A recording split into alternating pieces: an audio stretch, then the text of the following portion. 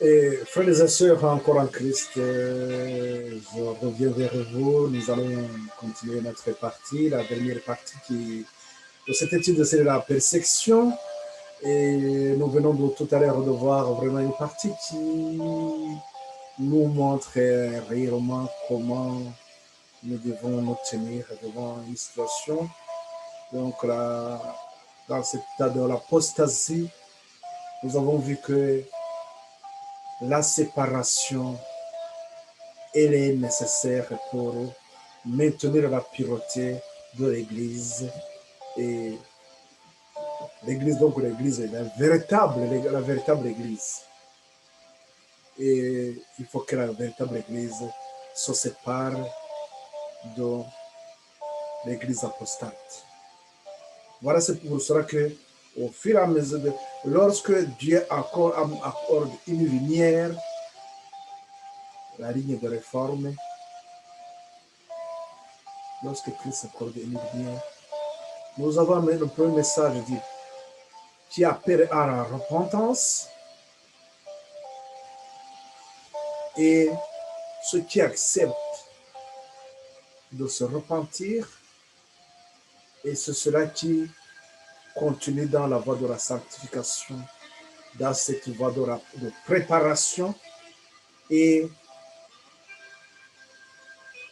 une fois la préparation est achevée, ils sont les portes et lumières. Ils sont en mesure de faire face à l'apostasie qui gangrène l'Église. Donc voilà que c'est du premier ange, lorsqu'on accepte le du premier ange, pour marcher dans la crainte de Dieu, la séparation, quelquefois, elle est souvent nécessaire. Nous allons donc continuer cette dernière partie. Comme nous l'avons vu, nous allons voir cette dernière partie.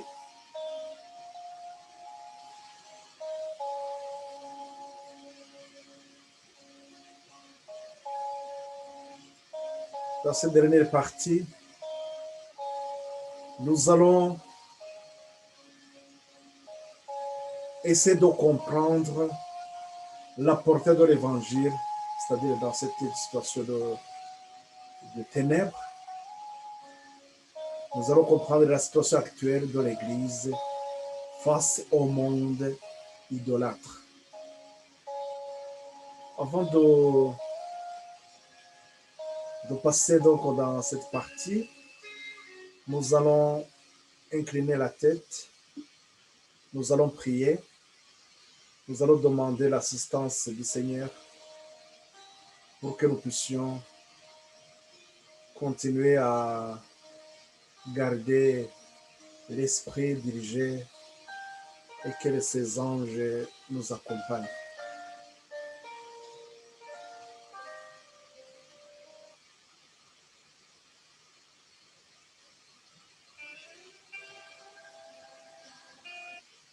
Nous allons prier avant de commencer la dernière partie. Oui, Seigneur, merci. Encore une instant, nous sommes infiniment reconnaissants, Seigneur. Nous voici encore devant toi, Seigneur. Nous voulons encore continuer cette étude et avoir beaucoup plus de lumière sur ce qui se passe dans ces derniers temps.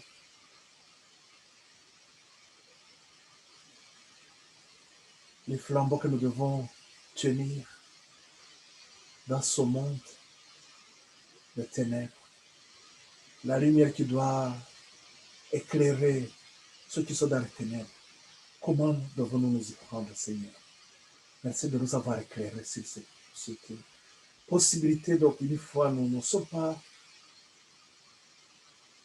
en accord avec ce monde.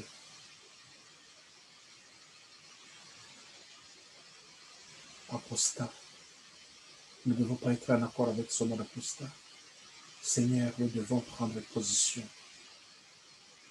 Voilà que tu nous demandes, Seigneur, de rester pur afin que ton Église garde sa puissance. Aucun compromis ne doit se faire. Merci, Seigneur, de nous affirmer dans cette foi et disciple la foi de ton Église apostolique. Seigneur, merci de fortifier ceux qui suivent ces études, ceux qui prennent aussi position, Seigneur, comme convenablement. On est pour la gloire de notre Seigneur Jésus, nous t'en prions. Amen.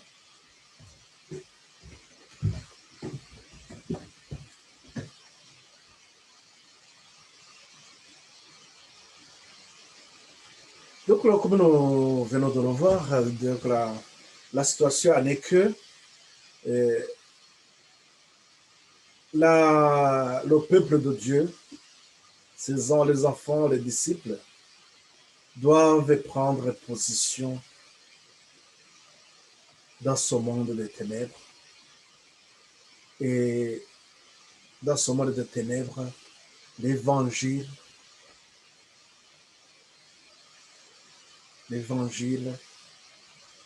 qui attire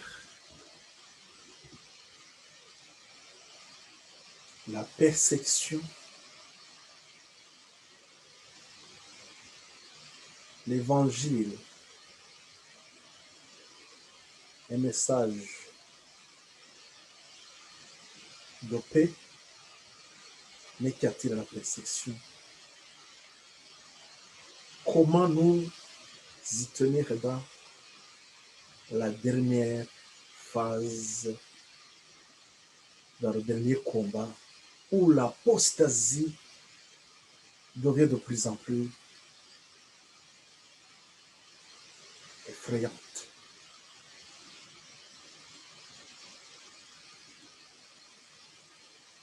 La situation donc actuelle de l'Église face au monde idolâtre,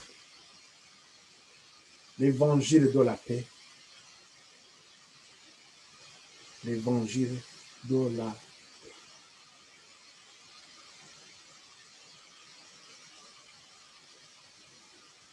Nous allons voir ce que nous avons vu que l'esprit de sacrifice pour la vérité manque aujourd'hui.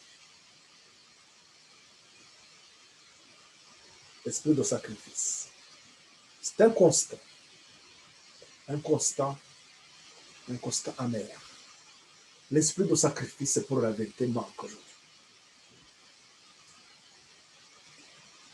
Il faudrait pour le plus grand bien de l'Église et du monde ressusciter dans le cœur du peuple de Dieu les principes qui animaient ces hommes intrépides, ces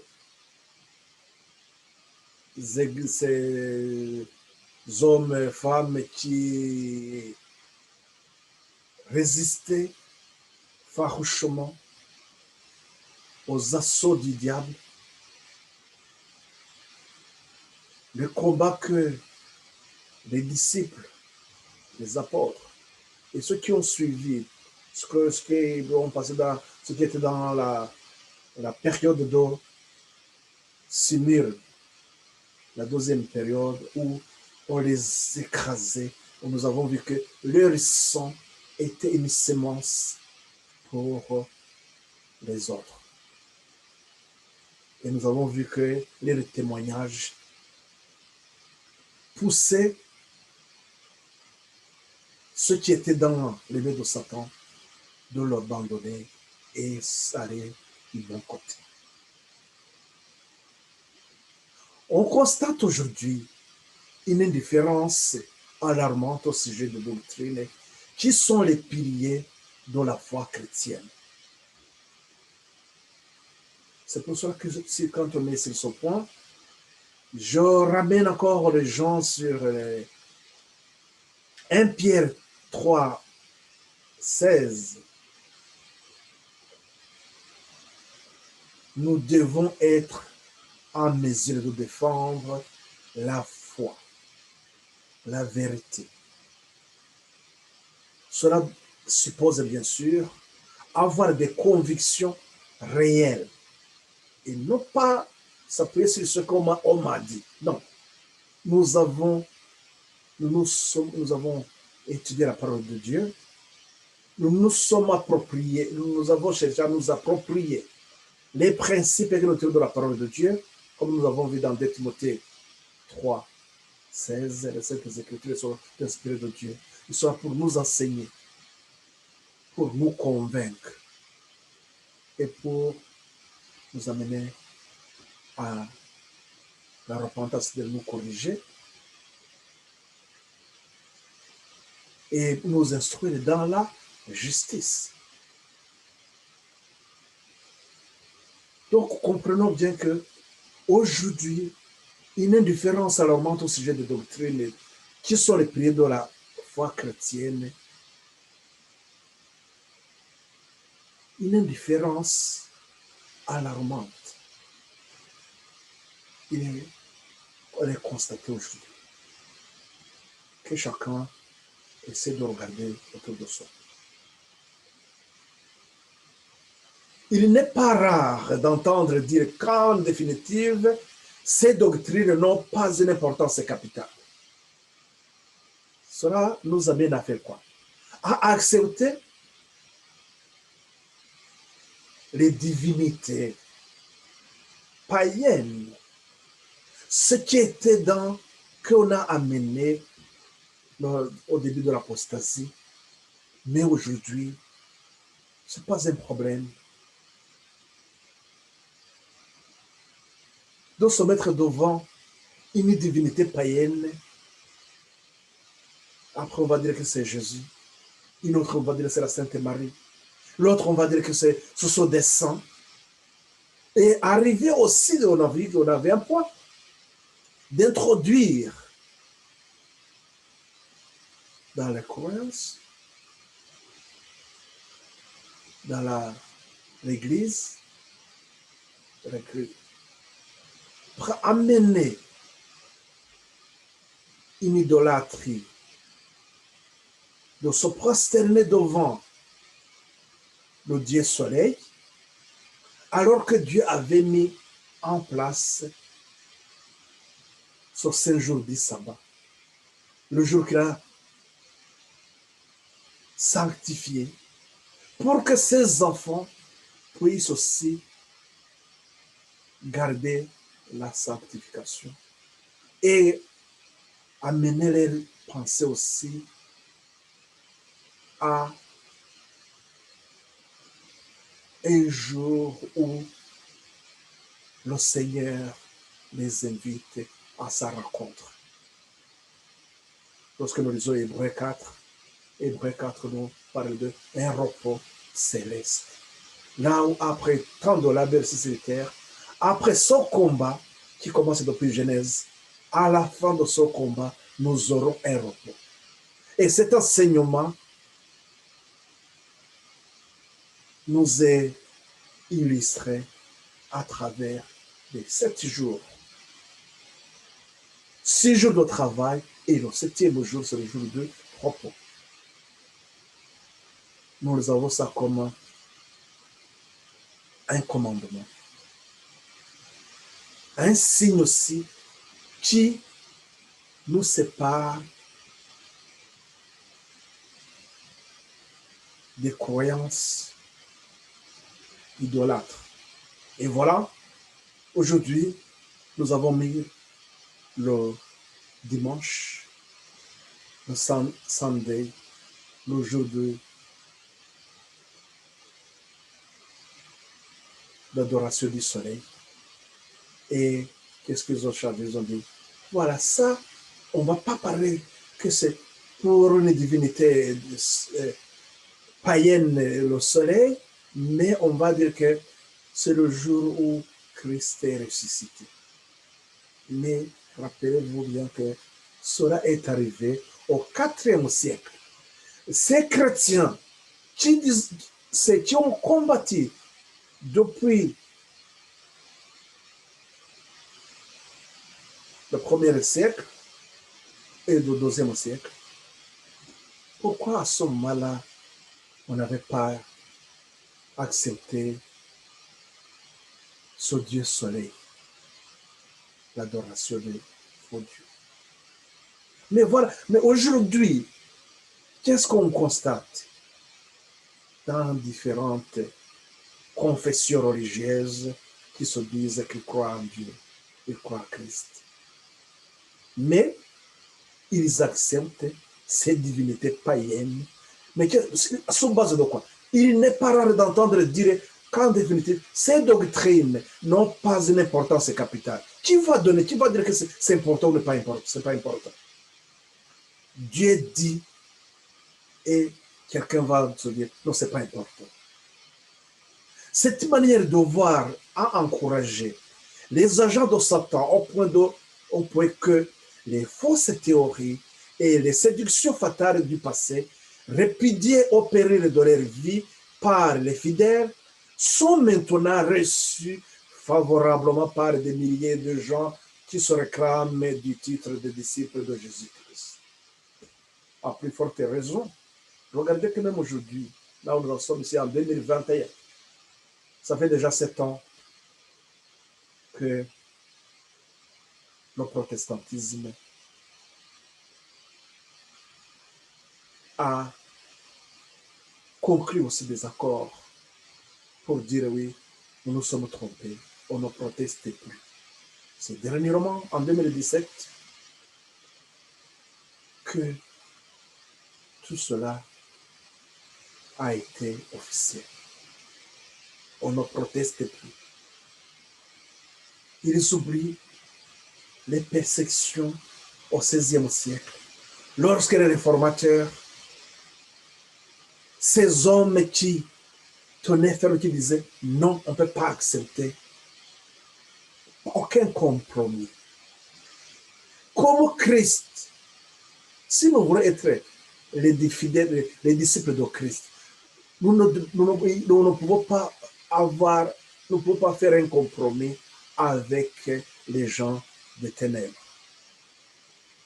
Comme Christ n'a pas accepté aucun compromis avec Satan, comment expliquer qu'aujourd'hui, ceux qui se réclament d'appartenir à Christ, ceux qui se réclament être chrétiens,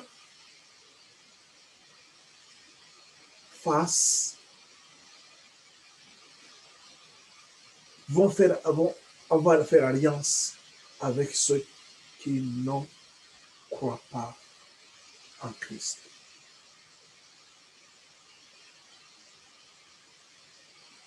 Voilà que c'est un grand piège. Que chacun réfléchisse sur ça. Au moins, ça permet à chacun de voir comment, quelle position, comment dois-je me tenir dans cette situation d'apostasie. Les premiers chrétiens, un peuple particulier.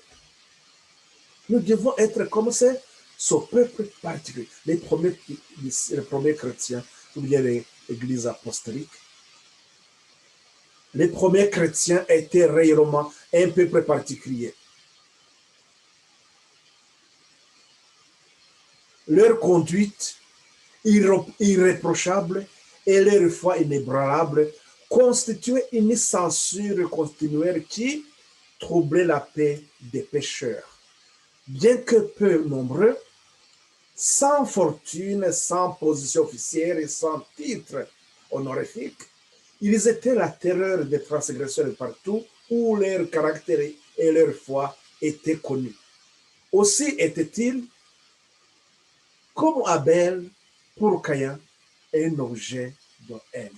Voilà pourquoi ce peuple particulier attire la haine. Satan, nous avons vu comment il attise la haine contre ses défenseurs de la vérité. Comme on l'a fait contre Abel, il a attisé la haine, de Caïn contre Abel, c'est ce qui va se passer. Tout le long de l'histoire de l'Église. Le même esprit qui poussa Caïn à tuer son frère, animait ceux qui, secouant le joug du Saint-Esprit, mettaient à mort le peuple de Dieu. C'est ce même esprit qui poussa les Juifs à rejeter le Sauveur et à le crucifier. Rappelez-vous ce que nous avons vu au début dans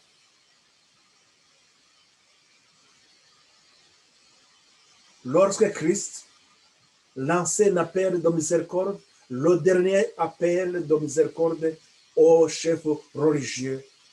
Il les a mis en garde, il a dénoncé leur hypocrisie et c'est pourquoi cet esprit de Satan, il peut avoir poussé les Juifs à rejeter le Sauveur et à le crucifier. La pureté et la sainteté du caractère du Christ révélaient leur égoïsme et leur corruption morale. Depuis cette époque jusqu'à maintenant, les fidèles disciples ont toujours provoqué l'hostilité et l'opposition de ceux qui aiment et suivent la voie du péché. Donc, nous comprenons que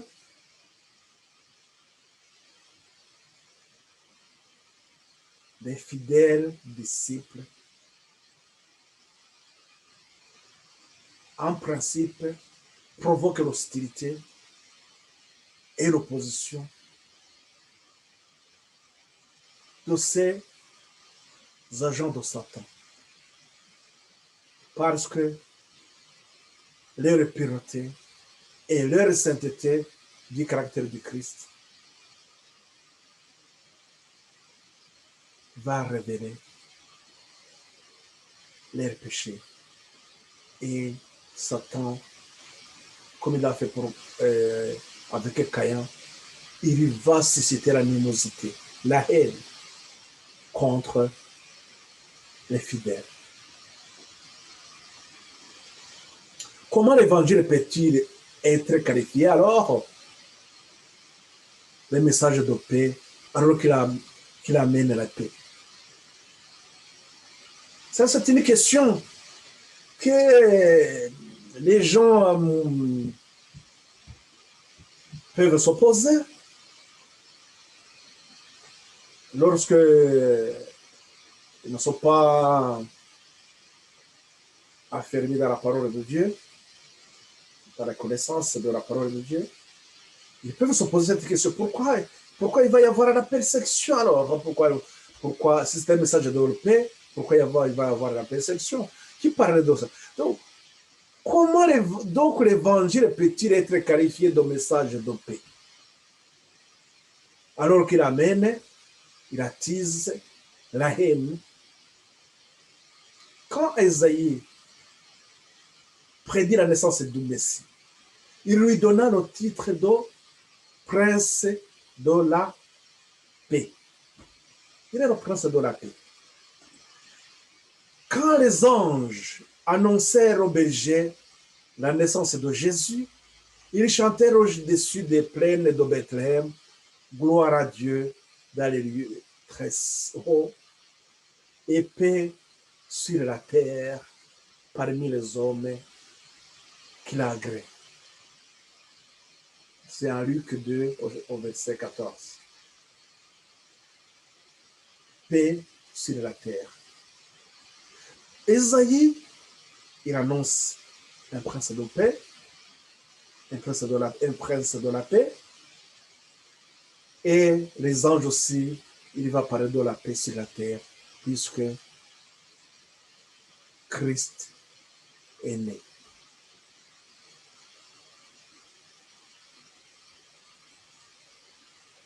Il y a contradiction apparente entre ces déclarations et la parole de Christ qui dit « Je ne suis pas venu apporter la paix, mais l'épée ». Est-ce qu'il y a-t-il une contradiction? Voilà, c'est ça qui peut susciter le questionnement de se dire comment l'évangile peut-il donc qualifier le message de paix? Voilà, même Jésus, lui, Jésus parle il dit que je ne suis pas venu apporter la paix, mais l'épée. ça peut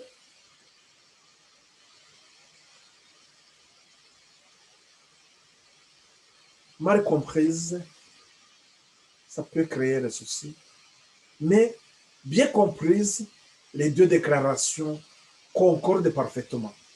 L'évangile est un message de paix. S'il était reçu et suivi, la paix, l'harmonie, le bonheur existeraient sur toute la terre. Pour que la paix, l'harmonie et le bonheur existent sur la terre, il faut que l'évangile soit accepté. Rappelez-vous ce que nous avons vu au début, que le paganisme a allumé le feu de persécution parce que ces païens craignaient que leurs temples, leurs autels risquent d'être renversés et que, comme source de revenus, ils risquaient de perdre des gains. Donc, ils risquaient de perdre et l'argent, la fortune et l'autorité aussi. Parce qu'il y a pas mal de gens qui sont sous leur domination comme ça. Et voilà pourquoi une des raisons que les païens condamnaient l'évangile. Et donc, si l'évangile était reçu et suivi, la paix, l'harmonie et le bonheur existeraient sur toute la terre. La religion du Christ unit dans une intime fraternité tous ceux qui l'acceptent.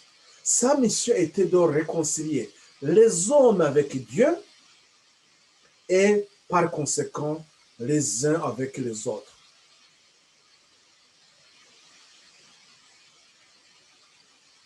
La mission du Christ, la mission de la religion du Christ, c'était de réconcilier les hommes avec Dieu et par conséquent les uns aussi avec les autres. Donc, vous voyez que cette harmonie, l'harmonie évoquée, le bonheur, la paix existerait donc. Mais la majeure partie de l'humanité est sous l'empire de Satan, le pire ennemi de Jésus. Encore une fois, aucun compromis entre Jésus et Satan. Le pire ennemi de Jésus, c'est Satan. Ils se régènent contre Dieu parce que les principes de l'évangile sont en opposition avec ses habitudes et ses aspirations. Elle est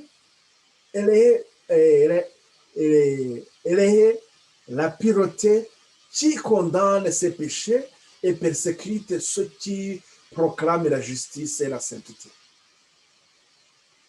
L'évangile est appelé une épée parce que les vérités qu'il apporte soulèvent l'animosité et l'opposition. L'évangile donc est appelé une épée. Elle a amené l'épée puisque les vérités qu'elle enseigne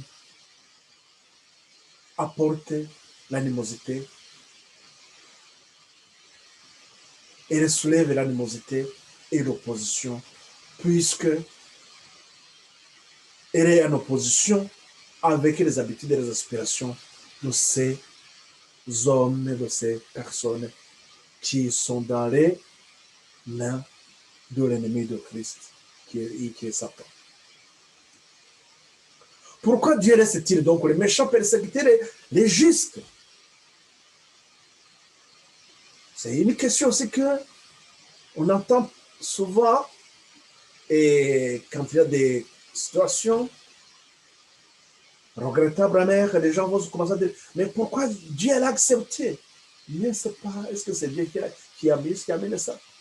Le fait que Dieu laisse les méchants persécuter les justes a été un sujet de perplexité pour les chrétiens faibles à la foi. Certains même sont tentés d'abandonner leur confiance en Dieu qui permet que les méchants prospèrent et que les justes soient victimes de leur despotisme. Comment un être juste et miséricordieux, dont la puissance est infinie, peut-il tolérer pareille injustice, pareille oppression? Cette question ne doit pas nous préoccuper. Pourquoi? Ça ne doit pas nous préoccuper. Dieu nous a donné des preuves suffisantes de son amour et même si nous ne comprenons pas ses voies, nous n'avons aucune raison de douter de sa bonté. Prévoyant les tentations auxquelles ses disciples seraient en but au jour des preuves et des ténèbres, le Seigneur lui disait, souvenez-vous de la parole que je vous ai dite, le serviteur n'est pas plus grand que son maître. S'ils m'ont persécuté, ils vous persécuteront aussi. Jean 15, verset 20. La cruauté des méchants a causé à Jésus infiniment plus de souffrance qu'à ses disciples. Ceux qui sont appelés à subir le martyre ou la torture ne font que marcher sur les traces du Fils de Dieu. Donc, c'est encore on revient à ce qu'on a vu au début, les persécutions. Lorsqu'on est persécuté, on ne fait que marcher sur les traces de notre Maître, de notre Seigneur. C'est la preuve que nous sommes acceptés, nous sommes dignes de souffrir pour la vérité, pour défendre la vérité, défendre la parole de Dieu, défendre l'évangile, faire face à l'apostasie et ramener les méchants de leur situation de détresse et d'angoisse et les ramener à la vie que nous avons en Christ. Voilà notre objectif, notre mission, elle est là. La fournaise et l'affliction purifient les âmes. Nous devons comprendre que la persécution, la fournaise, elle est là pour notre bien. Elle va purifier les âmes. Le Seigneur ne tarde pas dans l'accomplissement de la promesse de Pierre 3,9. Il n'oublie ni ne néglige ses enfants, mais il permet aux méchants de se démasquer afin qu'aucun de ceux qui désirent faire sa volonté ne se me prenne à leur sujet. L'homme peut être intelligent, malin, mais son comportement finit par le trahir. C'est pour ça que Dieu, qu'est-ce qu'il va? Il va laisser ces méchants se démasquer eux-mêmes. Et d'ailleurs, Satan, lorsqu'il quitta le ciel, il avait créé l'ambiguïté. Il avait créé la confusion. Il avait créé la confusion. Un tiers d'anges sont partis avec lui, mais il y a d'autres qui restaient. Mais ceux qui sont restés, il y avait ceux qui doutaient, qui ne comprenaient pas ce qui se passe, qui étaient dans la confusion. Mais lorsque Satan continuait ses manigances, ses méchancetés, il s'est démasqué lui-même, leur arrivait à tuer, à susciter à ses agents pour crucifier le Seigneur. Et c'est là où les anges disent, ah là, définitivement, ils ont compris qui est Satan. Donc, Dieu permet que ce moment arrive pour que les méchants se démasquent eux-mêmes, afin que quand ceux qui désirent faire sa volonté ne se méprennent à leur sujet. D'autre part, si les justes passent par la fournaise de la friction, c'est pour se purifier, c'est pour que leur exemple convainque le monde de la réalité de la foi et de la piété, et pour que leur conduite édifiante condamne les impies et les incrédules. Aussi, c'est purifier, c'est une façon aussi de purifier les âmes. C'est aussi, dans cette purification, il y a un témoignage à l'égard, un témoignage édifiant à l'égard de ceux qui sont dans les péchés, qui pratiquent le péché, et ces incrédules. Et c'est une occasion, comme nous l'avons vu, une sémence pour les salut. Dieu permet aux méchants de prospérer et de manifester leur inimitié contre lui, afin que chacun reconnaisse, quand ils auront comblé la mesure de leur iniquité, que leur destruction est un acte de justice et de miséricorde. Le jour approche où tous ceux qui ont transgressé la loi et opprimé son peuple recevront le salaire de leurs œuvres, où toute cruauté, toute injustice dont les enfants de Dieu auront souffert sera châtiée comme si elle avait été faite à Jésus-Christ en personne. Mais dans ce châtiment, ces méchants vont reconnaître bien sûr que Dieu a agi dans la justice et que c'est vraiment ce qu'il méritait. Rappelons-nous les deux brigands qui étaient avec Christ à la croix, à Golgotha. Il y a un qui reconnaissait vraiment que ce qu'ils ont, c'était, et ils méritaient ça. Et que Jésus, lui, innocent, ne devrait pas mériter ça. Donc, c'est dans ça que, à un moment donné, les méchants, lorsque le châtiment est là, dans leur regret, ils reconnaissent quand même que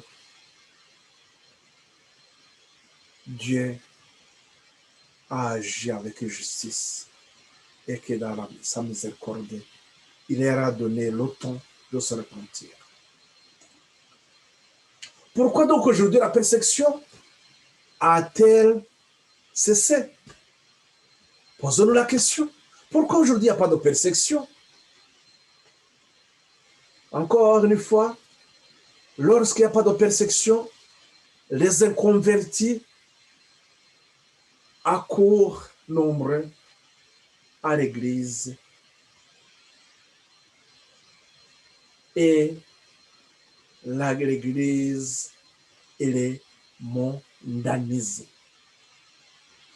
Pourquoi aujourd'hui la persécution a-t-elle cessé? Mais une question plus importante encore devrait retenir aujourd'hui l'attention des églises. L'apôtre Paul déclare que tous ceux qui veulent vivre pieusement en Jésus-Christ seront persécutés. 2 Timothée 3,12. Or, la persécution semble sommeiller. Pourquoi? La seule raison qui puisse être donnée, c'est que l'Église, ayant accepté les maximes du monde, ne provoque plus d'opposition. Dans cette situation d'apostasie, dans ce temps d'apostasie dans lequel nous sommes, il n'y a pas, on ne provoque pas d'opposition.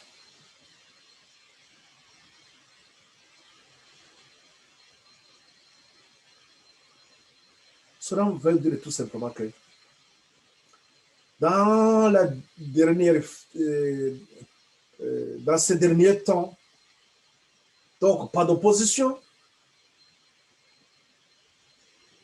pas de persécution,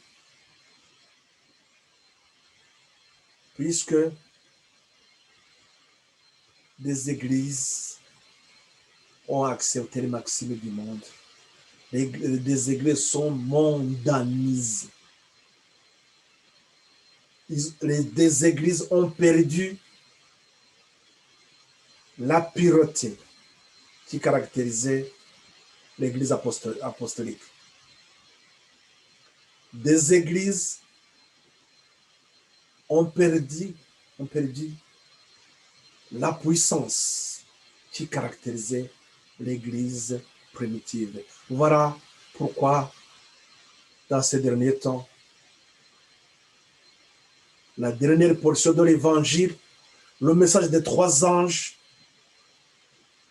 il s'agit d'une ligne de réforme. Dieu il est en train de préparer un peuple qui va tenir ferme dans ces derniers temps. Le message du premier et du deuxième ange pour préparer un peuple qui va faire face à la bête et son image.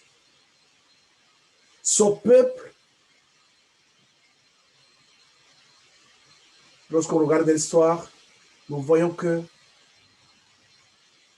le message que Christ adresse à son Église, il rappelle aussi les mêmes déclarations dénonçant l'hypocrisie des pharisiens.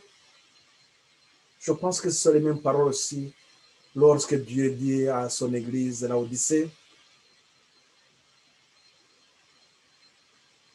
de revoir son état spirituel et de se repentir et afin de pouvoir accomplir la mission qui est d'avertir le monde qui périt.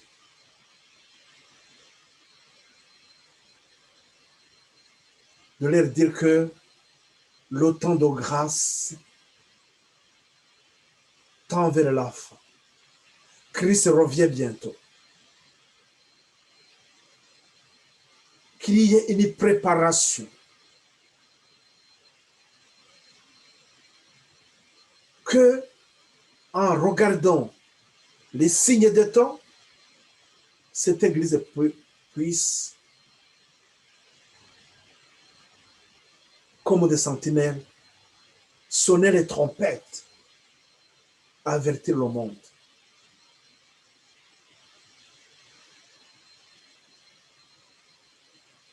La Odyssée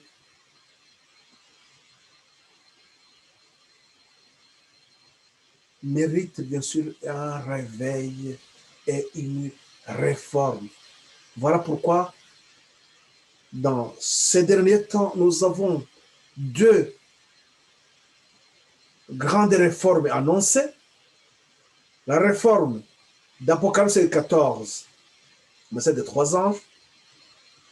L'Apocalypse 14, le message du premier et du deuxième ange. Et une dernière réforme, une dernière préparation qui ramène la Odyssée à la repentance. Nous avons l'Apocalypse 18. L'Apocalypse 18 qui amène une ligne de réforme.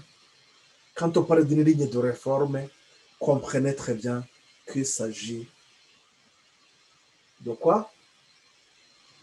D'une préparation d'un peuple qui va tenir nos flammes, les portes et lumières.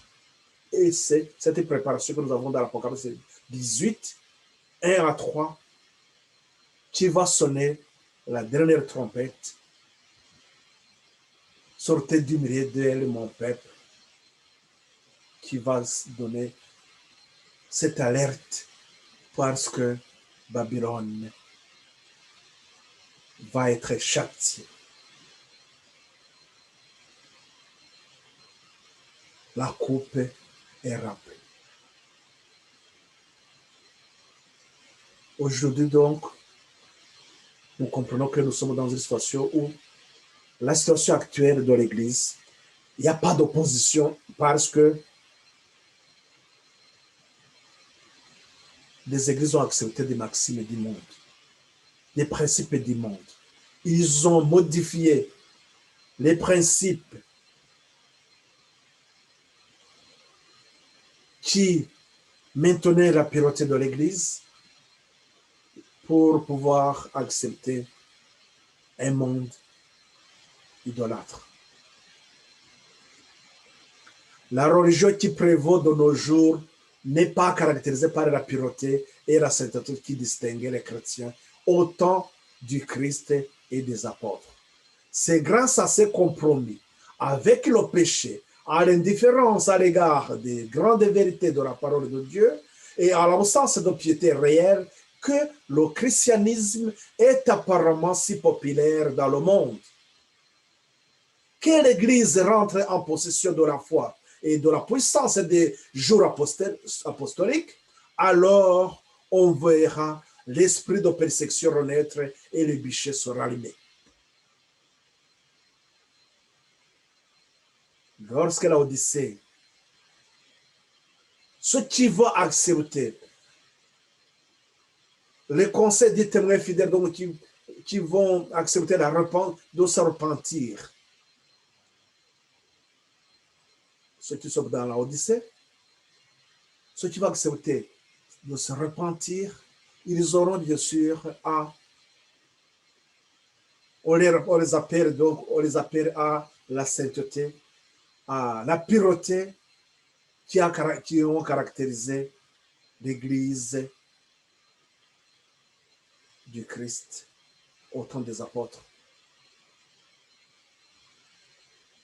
C'est ceux qui seront purifiés. Donc, dans cette ligne de réforme d'Apocalypse 18, 1 à 3, ils devraient avoir cette pureté, cette sainteté qui ont caractérisé les chrétiens au temps de Christ et des apôtres. Donc, cette première église qui a subi les persécutions, mais qui n'a pas fléchi les genoux, qui ont refusé le compromis, quoi que ce soit. Donc voilà, c'est cette église que Christ reviendra bien sûr chercher. Lorsque donc cette pureté, cette sainteté sera dans l'église, on aura la foi et la puissance. Et on va on va provoquer l'opposition et les agents de Satan vont encore rallumer le feu de persécution. Et ça serait pour les enfants de Dieu aussi une purification, comme nous l'avons vu. Et ça serait aussi pour ces enfants de Dieu de témoigner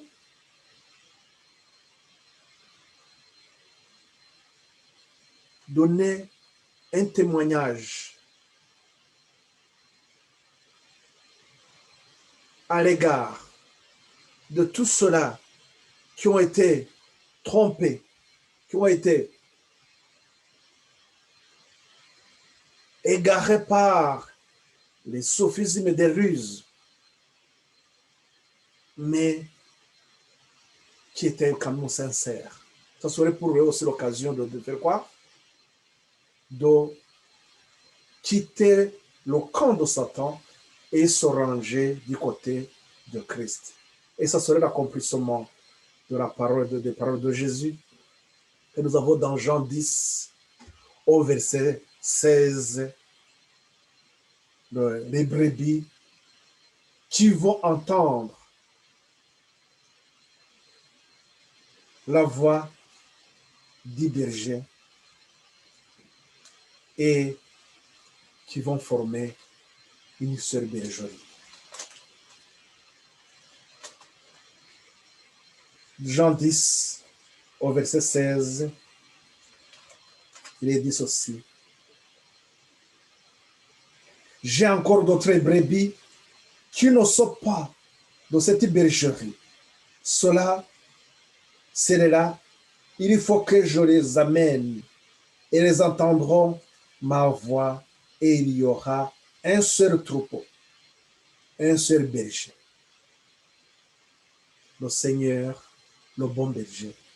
Voilà un seul berger qui est Christ. Ces enfants, là, je répète encore, là, nous avons dans ces derniers temps des ténèbres, nous avons donc des lignes de réforme. Une ligne de réforme d'Apocalypse, de 3 ans d'Apocalypse 14. Là, nous avons le message du premier et du deuxième, qui prépare donc un peuple. Mais apparemment, on voit que ça ne va pas arriver à l'accomplissement final. Et parce que la condition d'outsider de la Odyssée ne pouvait pas accomplir la tâche. Voilà que l'Apocalypse 18, elle est là pour préparer un peuple qui va faire face bien sûr, à la bête, donc, et son image, comme nous l'avons dans le du troisième ange, l'Apocalypse 14, 9 à 12. Et au verset 12, nous avons vu que c'est là où nous avons lu, c'est ici la persévérance des saints, qui garde les commandements, qui est la foi de Jésus. Voilà, mes frères et sœurs, la persécution, elle est dans ce temps d'apostasie, mais la persécution ne peut pas empêcher le progrès de l'évangile. La persécution, elle purifie l'Église.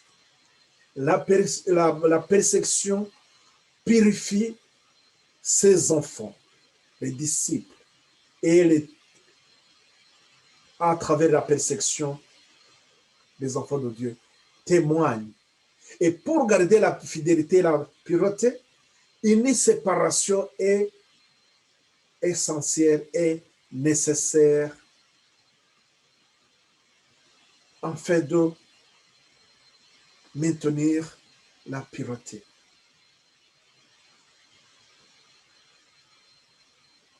Donc, la partie que nous terminons donc cette étude, donc c'est la persécution. Que le Seigneur continue à fortifier notre foi, à affermir notre foi. Le danger est là.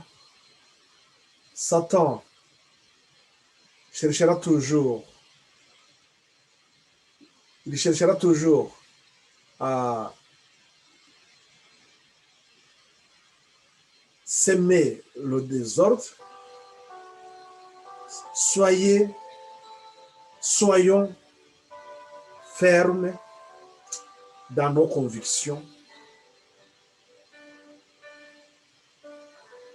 Nos témoignages dans ces moments difficiles sera une sémence pour ceux qui ont été trompés, ceux qui ont été égarés par l'Église de Satan. Frères et sœurs, là où vous êtes, priez aussi pour moi. Je prie pour vous aussi qu'un jour, nous puissions nous retrouver dans la joie du Seigneur et que Christ, avec un regard sur nous, il va dire, voilà, vous avez été les bons serviteurs. Rentre dans la joie que je vous ai préparée, ce repos céleste. Donc, nous allons terminer avec une prière. Nous allons terminer avec une prière pour remercier le Seigneur et demander qu'il continue aussi à vous nous accompagner.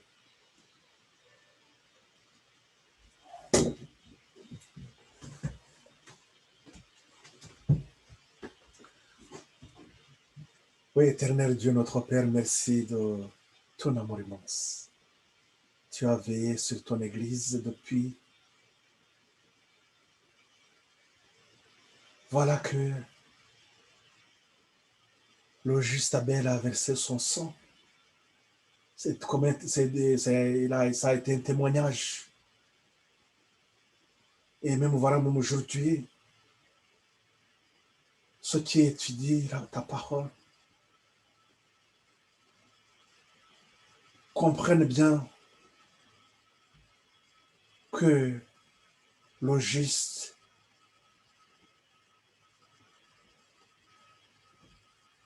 doit rester ferme, sans compromis avec le mal. Nous n'avons aucun compromis possible. Nous n'avons pas à avoir une alliance avec ceux qui sont dans les ténèbres. Merci Seigneur d'aider chacun de nous, ceux qui suivent ces études, que chacun prenne une décision, une résolution dans sa vie, qu'il se range, Seigneur, du bon côté, qu'il ne se laisse pas entraîner par les ruses de Satan. Nous comprenons très bien, Seigneur, que l'idolâtrie est l'arme fatale, l'arme que Satan utilise pour égarer beaucoup de monde. Seigneur, merci de nous éclairer. Merci d'affirmer notre foi. Merci de nous conduire dans ta sainteté. Au nom et pour la gloire de notre Seigneur Jésus-Christ, nous t'en prions. Amen.